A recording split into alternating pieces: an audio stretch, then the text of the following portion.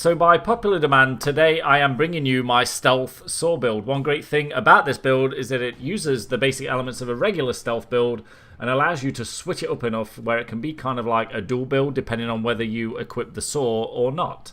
As always, there are a couple of variables that are personal preference with the skills and also a few wasted skill points due to satisfying the point requirements for the next tier. Also note that I still do not have the skill tree point reductions due to my infamy level. So, that being said, let's take a look at the perk deck of choice.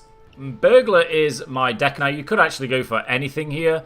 The only reason that I like Burglar is because you get Bag of Tricks, which is bagging corpses 20% faster, and you get Dutch Courage, which means you answer pages 10% faster. But any of these really work. It's not exclusive to this perk deck right here. Really, all we want out of any perk deck is blending in, where you get the +1 increased concealment. So I just go Burglar because of the extra couple of perks there. So first we're going to talk about detection, and our detection rating is going to be the ultimate lowest that you're going to be able to get it while you're using a saw. We actually have it here at 17, and now that's quite a leap from the 3 or 4 that you may have on a regular stealth build.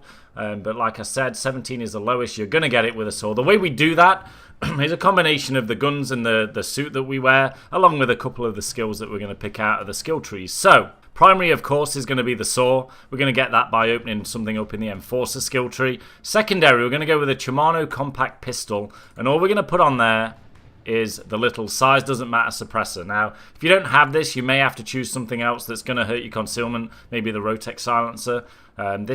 This impacts your concealment by -1. This one doesn't impact it whatsoever. Unlike everything else that you can add to this, they're all going to have a negative impact by 1. So if you don't mind stepping this up to 18, 19, 20, you can add a couple of these things. But really, how accurate do you need to be when you're stealthing? Not too much, to be honest. So I just stick with the one little size doesn't matter suppressor and leave my detection as the lowest it will possibly go.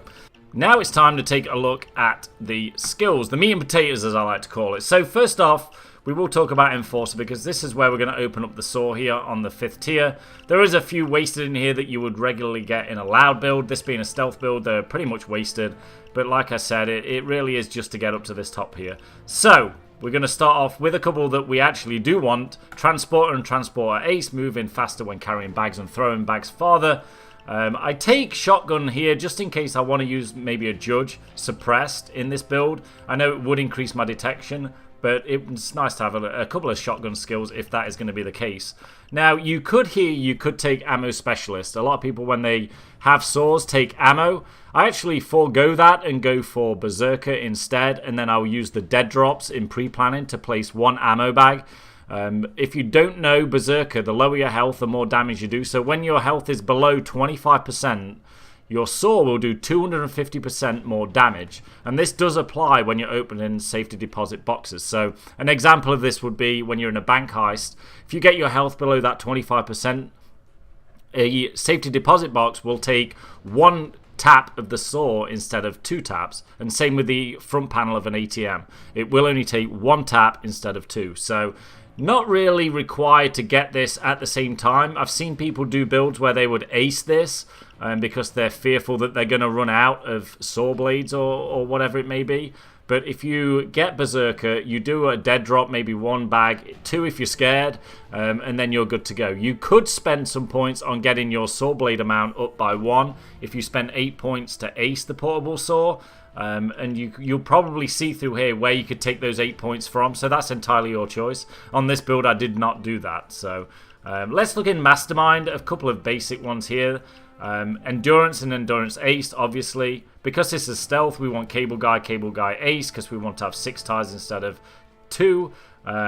Control Freak, we want this aced because we do want the inside help asset in the job overview menu, so we can place keycards and that kind of thing. Spotter, we also want to be able to place spy cams if needed, so we don't need this basic, but we've got to get it basic to get it aced. Regular general knowledge there. Enforcer, we've already been through. Technician, now we're not going to take nothing on this one. Basically, it would be nice to have drill skills for any kind of bank heist, but we are taking the saw roll, so we are going to rely on someone else having this if we are playing with somebody else. Next, we're going to look at Ghost. Now, this is where you could probably move a few of your skill points around if need be. Of course, there's a few basics in here that we're going to need. Sprinter and Sprinter aced. Fast Hands and Fast Hands aced. Always like chameleon so we can mark guards, cameras, and your concealment here is increased by 25%, which is extremely important when you're trying to get a low concealment. Cleaner basic, cleaner ace. We only want this ace really because we want the extra body bag.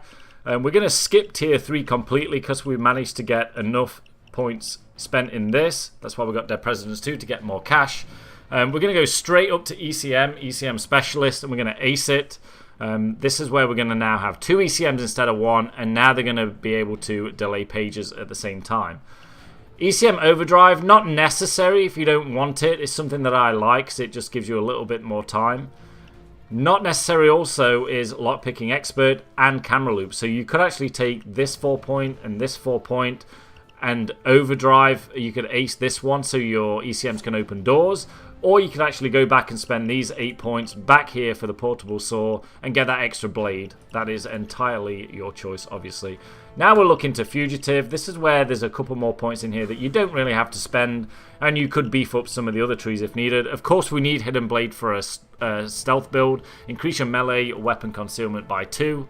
And more importantly, enemies make 95% less noise when shot or melee to death. That's a huge one. Of course, we want Run and Gun for the 10% additional movement speed.